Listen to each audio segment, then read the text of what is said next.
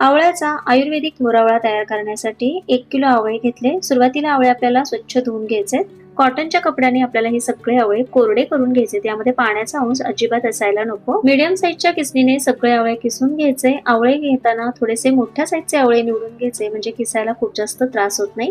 या पद्धतीने सगळ्या आवळ्याचा किस तयार करून घ्यायचा आहे. आता कढईमध्ये मी 1 चमचा साजूक तूप घातले. त्यामध्ये 4 ते 5 वेलची घालायची, 4 ते 5 लवंगा आणि 4 ते 5 दालचिनीचे तुकडे घालायचे. याला हलकसं परतून घ्यायचंय. त्यानंतर यामध्ये आपण जो आवळ्याचा किस तयार करून घेतलेला आहे तो घालून घ्यायचा आहे आणि त्याला सुद्धा थोडंसं परतून घ्यायचंय. 1 किलो आवळ्याचा किस होता, त्यासाठी आपण इथे 1 किलो साखर वापरलेली आहे. साखर प्रिझर्वेटिव्हचं काम करतं, त्यामुळे आपला मोरावळा वर्ष 2 वर्ष अजिबात खराब होत नाही. आता याला छान मिक्स करून घ्यायचंय. आवळाचा मोरावळा तयार करण्यासाठी आपल्याला 20 ते 25 मिनिटं लागतात.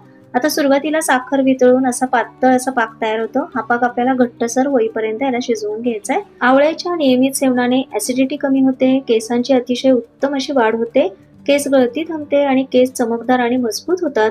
रक्तातील साखरेचं प्रमाण सुद्धा कमी करण्यास मदत होते.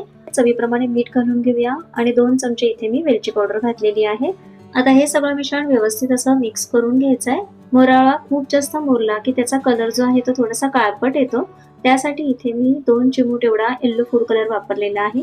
कलर वापरणं पूर्णपणे ऑप्शनल आहे, पण शेवटपर्यंत मोरावळ्याचा जो कलर आहे तो छान टिकून राहावा यासाठी यामध्ये मी हा येलो फूड कलर वापरलेला आहे. साखरेचा घट्टसर पाक तयार झाला, त्याला अशी छान तार आली की गॅस बंद करून घ्यायचा आहे. त्यामध्ये 1 लिंबाचा रस पिळून घ्यायचा आहे. याला मिक्स करून पूर्ण थंड होऊन द्यायचा आहे. तर मस्त असा इथं आपला आयुर्वेदिक मोरावळा बनवून तयार झालाय. तुम्ही याच्या रोजच्या 1 चमचा सेवनाने तुमचं आरोग्य छान सुधारू शकता. तयार केलेला मोरावळा खराब होऊ नये यासाठी काचेच्या स्वच्छ धुवून कोरड्या केलेल्या बरणीमध्ये हा मोरावळा भरून ठेवायचा आणि आपल्याला जेव्हाही खाण्यासाठी काढायचा असेल त्यावेळेस स्वच्छ कोरड्या चमच्यानेच आपल्याला ह्याला काढायचं आहे. शरीराला याचे जास्त फायदे हवे असतील तर सकाळी उपाशीपोटी तुम्ही हा मोरावळा खाल्ला तर त्याचे खूप फायदे होतात.